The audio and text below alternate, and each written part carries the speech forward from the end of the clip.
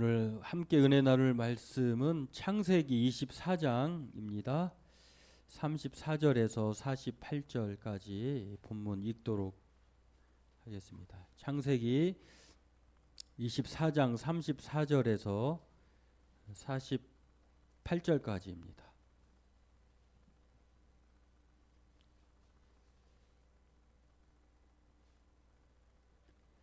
34절부터 같이 읽겠습니다. 그가 이르되 나는 아브라함의 종이니이다. 여호와께서 나의 주인에게 크게 복을 주시어 창성하게 하시되 소와 양과 은근과 종들과 낙타와 나귀를 그에게 주셨고 나의 주인의 아내 사라가 노년에 나의 주인에게 아들을 낳음에 주인이 그의 모든 소유를 그 아들에게 주었나이다. 나의 주인이 나에게 맹세하게 하여 이르되 너는 내 아들을 위하여 내가 사는 땅 가나안 족속의 딸들 중에서 아내를 택하지 말고 내 아버지의 집 내 족속에게로 가서 내 아들을 위하여 아내를 택하게 하라 하시기로 내가 내 주인에게 여쭈되 혹 여자가 나를 따르지 아니하면 어찌하리이까 한즉 주인이 내게 이르되 내가 섬기는 여호와께서 그의 사자를 너와 함께 보내어 내게 평탄한 길을 주시리니 너는 내 족속 중 내 아버지 집에서 내 아들을 위하여 아내를 택할 것이니라. 내가 내 족속에게 이를 때에는 내가 내 맹세와 상관이 없으리라. 만일 그들이 내게 주지 아니할지라도 내가 내 맹세와 상관이 없으리라 하시기로 내가 오늘 우물에 이르러 말하기를 내 주인 아브라함의 하나님 여호와여 만일 내가 행하는 길에 형통함을 주실진대 내가 이 우물 곁에 서 있다가 젊은 여자가 물을 기르러 오거든 내가 그에게 청하기를 너는 물동이의 물을 내게 조금 마시게 하라 하여 그의 대답이 당신은 마시라 내가 또 당신의 낙타를 위하여도 기르리라 하면 그 여자는 여호와께서 내 주인의 아들을 위하여 정하여 주신 자가 되리라 하며 내가 마음속으로 말하기를 마치기도 전에 이 르브가가 물동이를 어깨에 메고 나와서 우물로 내려와 깃기로 내가 그에게 이르기를 청하건대 내게 마시게 하라 한즉 그가 급히 물동이를 어깨에서 내리매 이르되 마시라 내가 당신의 낙타에게도 마시게 하리라 하시기로 내가 마시매 그가 또 낙타에게도 마시게 한지라 내가 그에게 묻기를 내가 네 딸이냐 한즉 이르되 밀가가 나홀에게서 낳은 부두엘의 딸이라 하기로 내가 코걸이를 그 코에 꿰고 손목에 고리를 그 손에 끼우고 내 주인 아브라함의 하나님 여호와께서 나를 바른 길로 인도하사 나의 주인의 동생의 딸을 그의 아들을 위하여 택하게 하셨으므로 내가 머리를 숙여 그에게 경배하고 찬송하였나이다. 아멘. 긴 말씀인데 읽느라고 수고 많으셨습니다. 예. 오늘 뭐 이렇게 좋은 화창한 날씨에 또 여러분을 만나서 반갑습니다. 늘 하나님의 형통함이 우리 성도들 모두에게 가득하시기를 늘 기도하고 또 바라겠습니다. 좋은 소식 중에 하나인데요. 과학기술정보통신부가 2026년 4월 9일 날 발표한 내용이에요. 아시는 분들은 아시겠습니다만 이제는 기본 통신권 보장을 위해서 통신 3사가 요금제 개편을 한다고 해요. 근데 상반기부터 이제 얼마 안 남았죠. 근데 적용을 한다고 하는데 무제한 데이터로 이제 그 요금제가 개편이 된다고 합니다. 지금은 요금제에 따라서 그 요금제의 데이터 양이 정해져 가지고 통화나 뭐 문자 이런 것들은 무료지만 데이터 양이 요금제에 따라서 중단이 되거나 아니면은 과하 요금을 더 있으면은 더 요금을 내는데 이제 그 요금에 그 없이 이제 기본권 보장을 위해서 요즘에 AI 시대잖아요. 우리가 유튜브나 또 인터넷을 자주 보는데 그것을 또 좀 편하게 해주겠다. 정부가 시대에 맞게 통신권을 보장해주겠다는 방안을 발표를 했어요.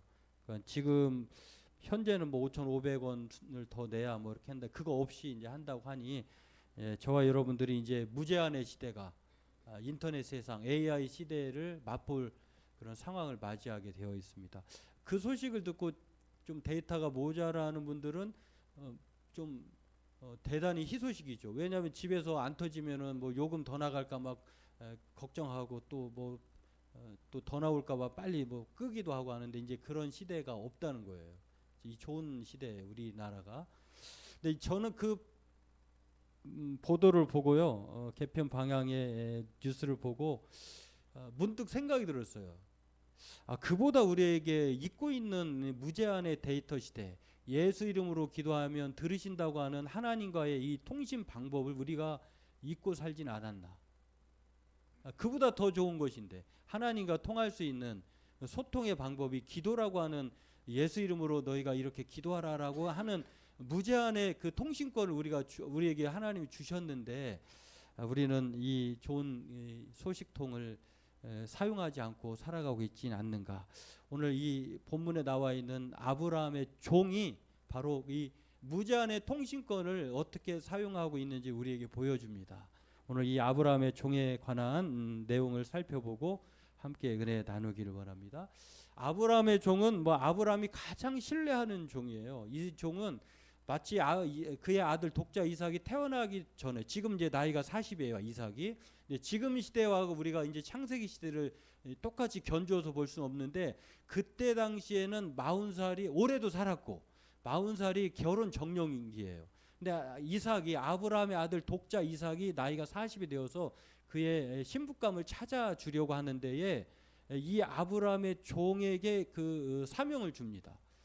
근데 이 아브라함의 종은 이제 아브라함이 나이가 많아 늙었다고 하는데 오늘 성경의 표현을 보면은 현재 나이가 140살이에요. 그의 아내는 3년 전에 죽었어요. 아브라함과 사라 그의 아내 나이 차는 10살이에요. 엄마가 없어요.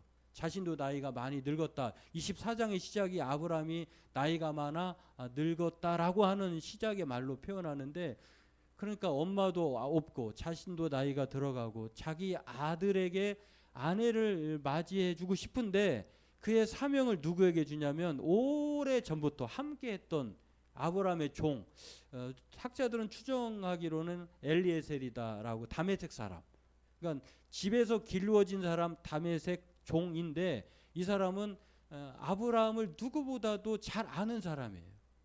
그러니까 이삭이 태어나기도 전에 있었던 사람, 심지어는 상속자로까지 아브라함이 말했던 사람이에요. 그 정도로 아주 친근하고 자기를 잘 아는 사람이 바로 아브라함의 종인데요. 저는 이제 한편으로 읽다가도 본인이 늙어가지고 늙었기 때문에 먼 길을, 그러니까 자기의 가나안 땅에 있는 그 여자를 신부감으로 며느리감으로 삼지 않고 자기 고향 땅으로 보내거든요. 그 이유가 있어요. 그 고향 땅도 갈대아 우르 땅이라고 하는 메소포타미아의 하란 땅인데 거기도 우상이 가득한 곳이에요. 거기서 하나님으로부터 부름받은 사람이 아브라함이잖아요. 가나안 땅은 또 말할 것도 없어요. 그럼에도 불구하고 왜 먼 길, 그 길이 약 900km라고 해요. 그러면 보통 사람이 하루 길을 간다고 하면은 뭐 30km 내외라고 하는데 25일이 걸려야 돼요. 근데 아브라함의 종은 거기 혼자 간 것이 아니라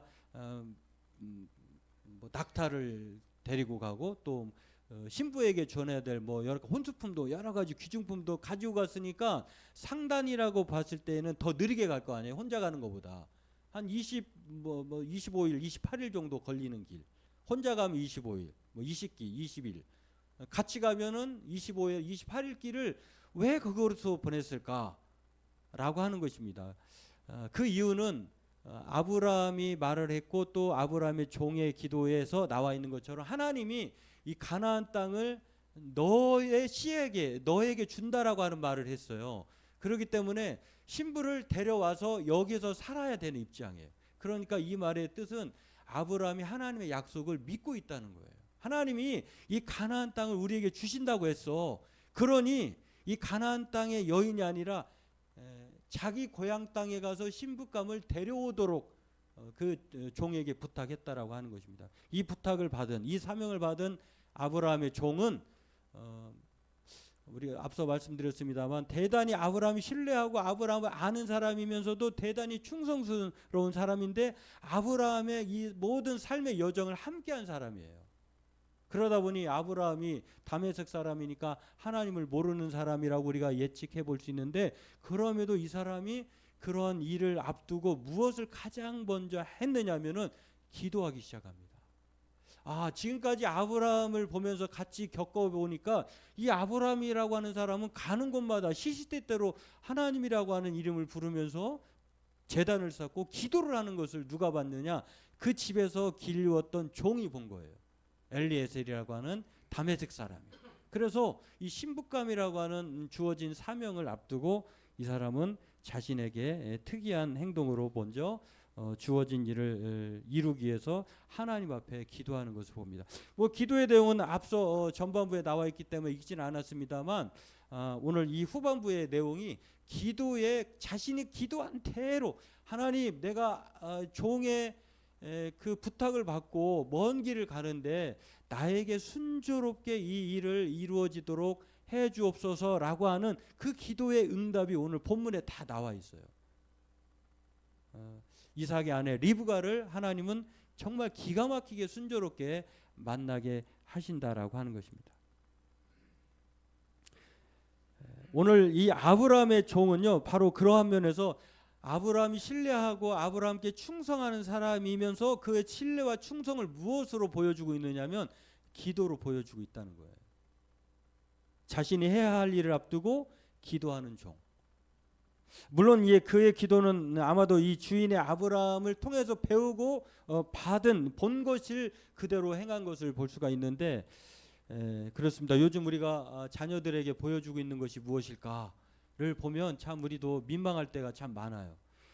이 그림을 한번 보면 보통 그 하루에 스마트폰을 사용하는 시간이 상당한데 55.6%가 4시간 정도 사용한다고요. 물론 적게 사용하는 사람도 있습니다만 1시간 이하로 사용하는 사람은 0.3%예요. 휴대폰이 있어도 막 보는 사람이 있고 안 보는 사람이 있는데, 우리가 보통 7시간에서 8시간을 잔다고 하면 잠자는 시간 외에 더 많은 시간을 사용하는 그 시간이 무엇이냐면 스마트폰을 보고 있다는 거예요.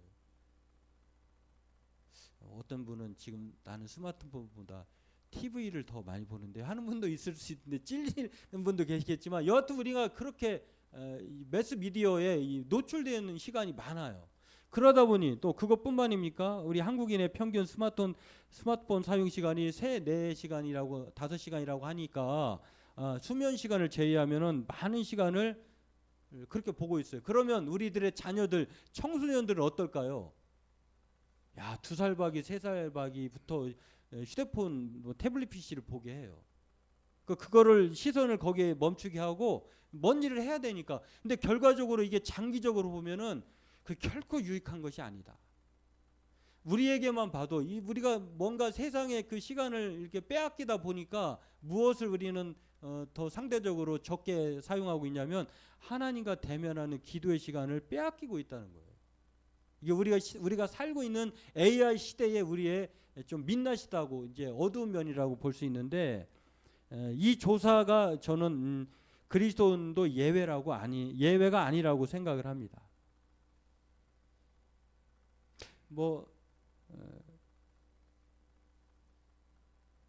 어떤 아이가 이제 갑자기 그 청년인데요, 갑자기 톡으로 엄마 나 몇 시에 몇 시에 태어났어? 몇 시 몇 분에 태어났어? 이렇게 물어봐요. 그러니까 아이는 뭐 알려줘야 알겠죠. 뭐가 궁금했는지 모르겠습니다만 부모만큼 아이를 잘 아는 사람이 없죠. 그러면 하물며 우리의 모든 삶을 정확하게 아시는 분이 누구냐?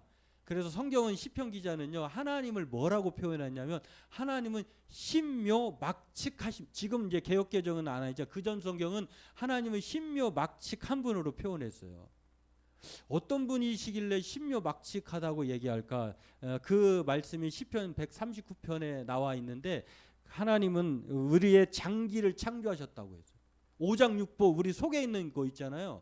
하나님이 창조하셨다는 거예요. 그리고 자신을 모태해서 너는 이렇게 오밀조밀 이렇게 태어나게 할게 맞추셨다고 표현했어요. 뿐만입니까? 하나님은 하나님이 하신 일들이 너무 놀랍다는 거예요. 그래서 하나님은 내 장기도 창조하시고 나의 형태를 오밀조밀 만드시는 그런 짜맞추신 분이시다 라고 말씀하시면서 은밀한 곳에서 자신을 지으셨다고 이렇게 표현하면서 하나님에 대해서 신묘막측한 분으로 표현합니다. 그러면 우리를 누구보다도 잘 아시는 분이 바로 신묘막측이신 하나님이신 것을 시편 기자는 말하고 있다는 거죠. 우리를 누구보다도 잘 아시는 분에게 우리가 말하지 않을 이유가 없다는 것이에요. 예수님도 제자들에게 기도를 가르쳐 주시면서 야 하나님 우리에게 기도를 가르쳐 주옵소서라고 말할 때 제자들에게 첫 문장으로 너희는 그럼 이렇게 기도해라고 하시면서 뭐라고 부르게 하셨냐면요. 하늘에 계신 우리 아버지요라고 부르게 하셨어요. 그러니까 기도한다는 것은 우리가 하늘에 계신 아버지, 우리의 아버지께 말하는 거예요. 그 하나님은 누구냐? 신묘막측하신 분. 성경은 또한 예수님은 산상수훈에서 마태복음 6장과 7장에 말하면서 이 기도를 가르치시면서 뭐라고 말씀하시냐면 마치 그 자녀 부모가 자녀에게 좋은 것을 주시는 분으로 소개를 하십니다.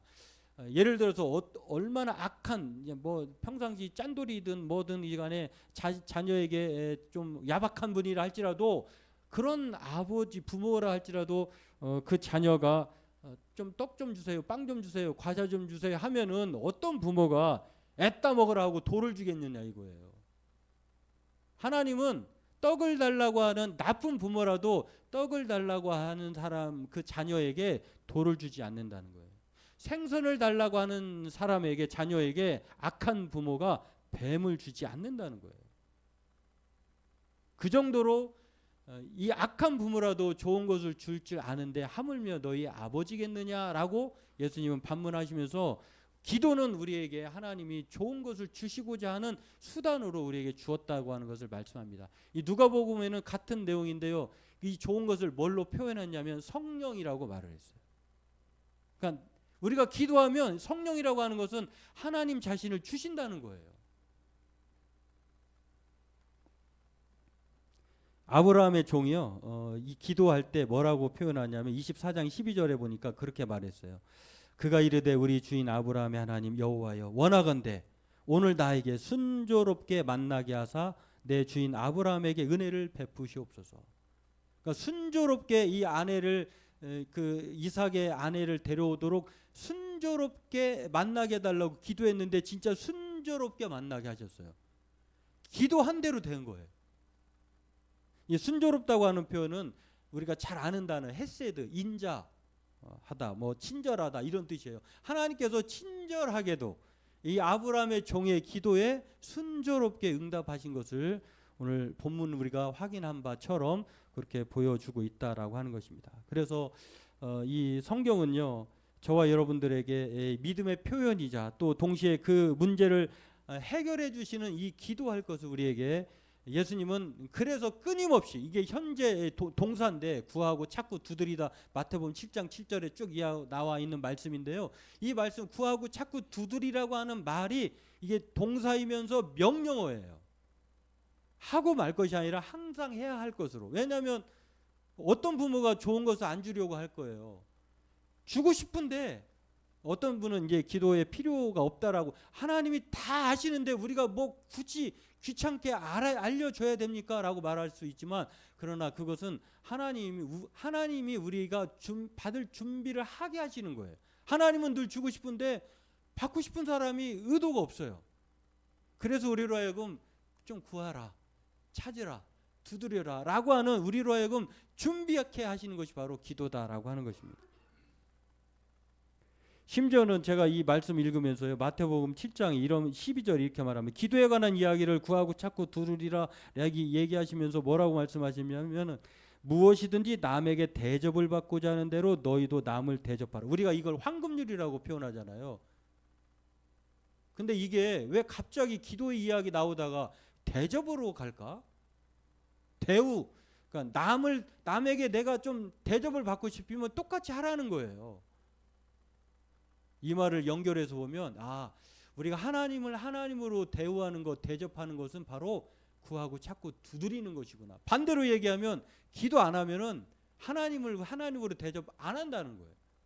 이게 놀라운 엄청난 말씀인 것 같아요.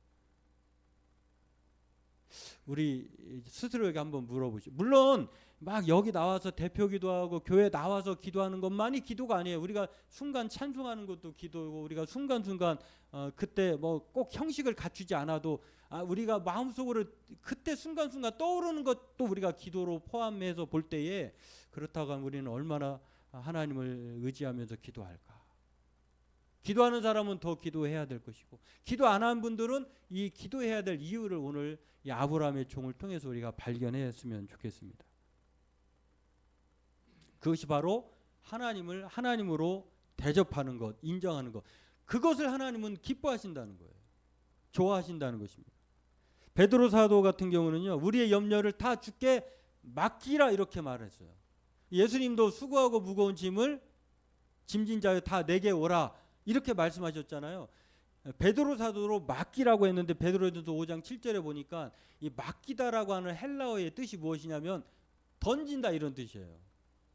그러니까 기도한다는 것은 내 염려, 걱정, 문제, 그 인생의 모든 불안을 다, 두려움을 하나님께 던지는 거예요. 던지는 거. 그러니까 던졌으니까, 요즘 야구의 계절이잖아요. 투수가 공을 던졌으면은 이 자기 손에서 떠난 거잖아요. 이 스트라이크냐 아웃이냐 뭐 이게 볼이냐는 누가 판정하냐면 심판이 판정하는 거예요. 심판이. 기도한다는 것은 우리의 염려를 하나님께 던지는 거예요. 던졌으니 우리에게는 짐이 있어요, 없어요? 가벼워져요. 그러니까 기도하는 사람에게는 뭔가 평안이 있는 거예요. 가벼워지는 거예요. 아브라함의 종이 이것을 우리에게 말하고 있다라고 하는 것입니다.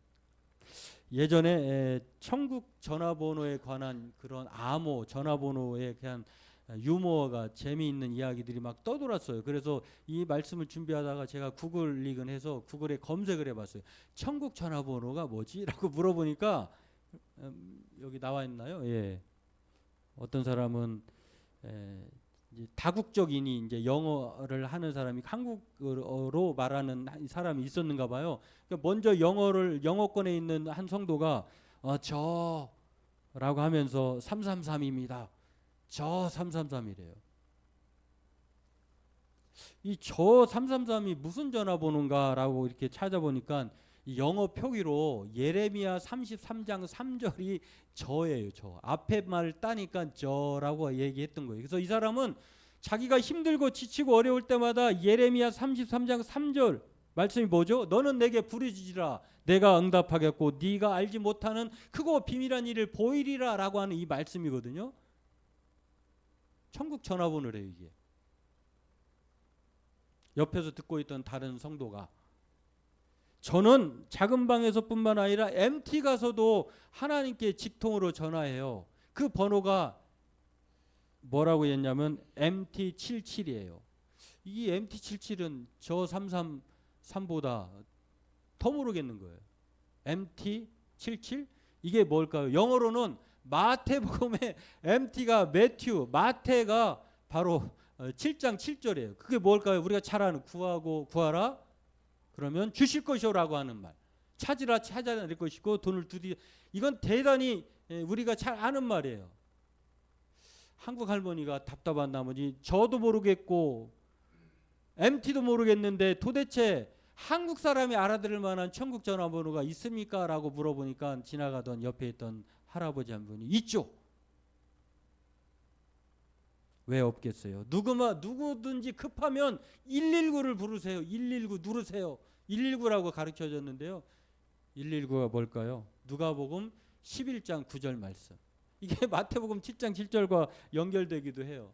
내가 너희에게 이르노니 구하라 그러면 너희에게 주실 것이요. 이게 마태복음 버전이 누가복음 11장 9절에 나와 있어요. 어떤 이야기에는 이런 이야기가 나오더라고요. 천국 전화번호는 66국에 3927이라고 해요. 이게 뭘까요? 뭐 눈치 빠른 분들 아시겠습니다만 성경이 66권이에요. 물론 이제 그 카톨릭 분들은 더 많아요. 이게 더 많아져서 69가 아니에요. 기독교인들에게 개신교인들에게 성경은 66권이에요. 하나님의 정경으로 받아 그 66권인데 그래서 성경이 구약이 39권, 신약이 27권, 39, 27 해서 66권이에요. 그래서 66국에 3927이다라고 하는 것이에요. 그랬더니 어떤 분이 지옥의 전화번호도 있다는 거예요. 119에 1112. 1이 무려 6개나 돼요. 왜 지옥의 전화번호가 111111일까? 라고 이렇게 물어보니까 자기가 최고라고 인류의식 등 자기만이 제일이라는 생각이 합쳐져서 그렇다는 거예요. 참 의미 있는 말 같아요. 자기만 아는 사람, 하나님 필요 없어요. 누가 웃자고 사실 쓴 글이겠습니다만 핵심은 잊지 말고 우리가 급하고 힘들고 지치고 어려울 때 기도할 것을 말하고 있다는 것입니다. 예배 전에 우리 권사님이 참 적절하게 찬송 인도를 해주셨는데 그 찬송가를 369장을 부르셨어요. 부르자고 하셨는데 그 가사의 내용 중에 하나가 이게 나와요. 주께 고함 없는 거로 복을 받지 못한다. 이 문장이 너무 와닿아요. 물론 우리가 하나님이 다 알아서 하실 일도 있습니다만 하나님은 특별하게 일반 은총이 아니라 특별하게 기도하는 자의 기도를 들으신다는 거예요. 주께 구하는 자일수록 하나님이 응답하신다. 오늘 기도는 바로 그러한 면에서 하나님을 대접하는 것, 하나님을 하나님으로 인정하는 것일 뿐만 아니라 저와 여러분들이 바로 아브라함의 종이라고 하는 사실을 가르쳐 줍니다. 갈라디아서 3장 7절은 믿음으로 말미암는 자들은 아브라함의 자손인 줄 알지어다라고 말을 했어요. 아브라함의 종은 아브라함의 그렇게 살았던 모습 그대로 자신 또한 하나님의 약속의 말씀을 믿고 자신이 앞에 둔 일을 앞두고 기도로 나아갔다라고 하는 것입니다.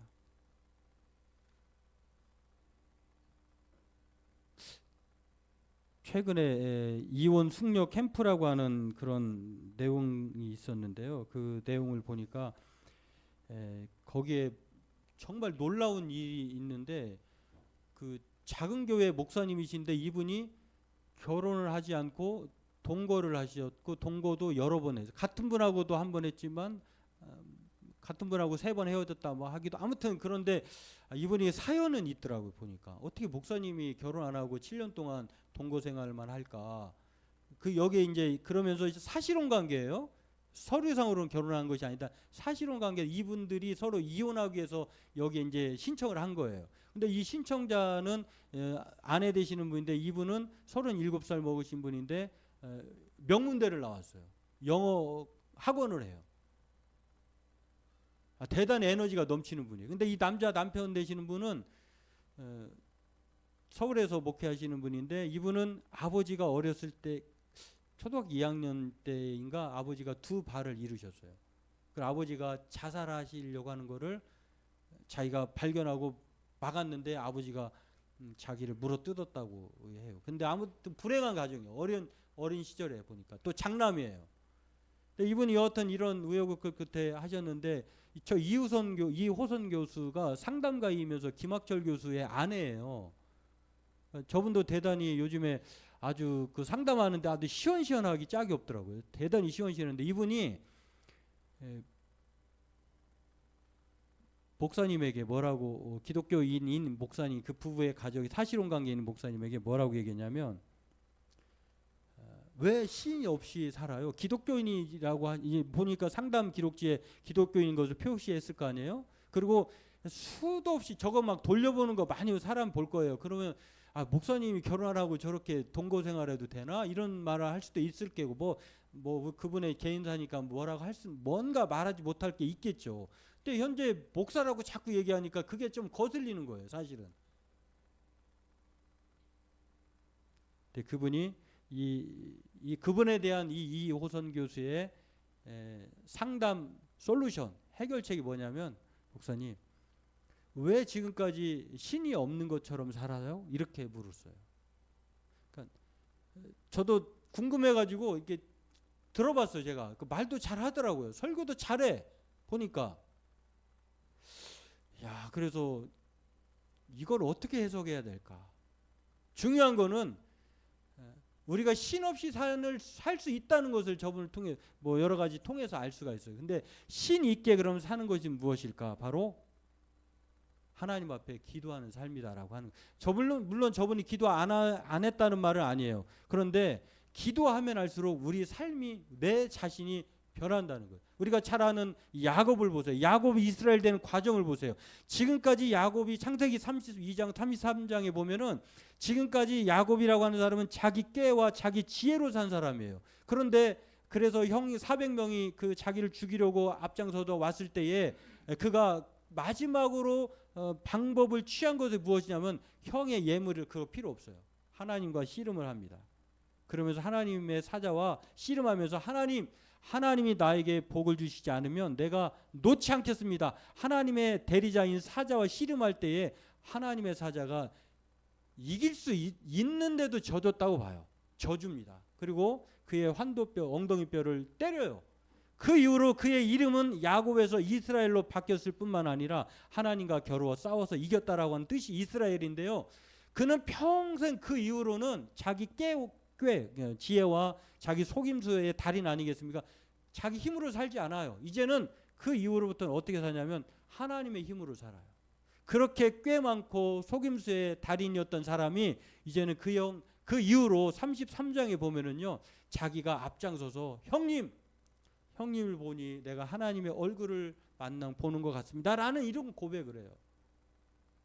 장애를 가졌지만 그러나 그 야복강가에서의 그 씨름이 바로 기도함으로 인하여서 자신이 변화되는 과정을 겪었다라고 하는 것입니다. 이처럼 기도는 자기를 변화시키는 힘이에요. 하나님은 변하지 않아요. 하나님은 항상 준비가 되어 있어요. 좋은 걸 주시려고. 그러나 변화되지 않는 우리가 기도로 변화될 때 비로소 야곱이 변해서 이스라엘이 되고 그 후로 이 야곱의 인생은 바로 형통의 인생을 걸어간 것처럼 우리도 마찬가지다라고 하는 것입니다. 바라기는 그런 사람, 그런 하나님을 앞세우며 아브라함의 종처럼 날마다 우리의 순간순간을 잊어버렸던 무제한 권 예수 이름으로 기도하는 우리 성도들로 그래서 순조롭게 우리 인생을 살아가고 형통의 삶을 걸어가는 저와 여러분에게 주의 이름으로 축원합니다. 기도하겠습니다. 하나님, 오늘 우리가 자칫 잊고 살아가고 있는 예수 이름으로 기도한다고 하는 이 특권 은혜의 수단을 다시 한번 떠올리기를 원합니다. 아브라함의 종이 그랬던 것처럼 아브라함의 종이 하나님 앞에 신뢰하고 충성했던 것처럼 그것이 기도로 나타나는 것처럼 날마다 우리가 하나님 앞에 살아가는 삶의 방식이 기도여야 한다고 하는 것들을 늘 기억하고 순간순간 때로는 우리의 삶을 앞두고 해야 할 일을 앞두고 하나님 앞에 기도로 나아가는 우리 성도들로 살게 도와 주옵소서. 축복을 구하기 이전에 우리 자신이 먼저 변화되는 기도의 사람으로 살게 하여 주옵소서. 예수님의 이름으로 감사하며 기도하옵나이다. 아멘.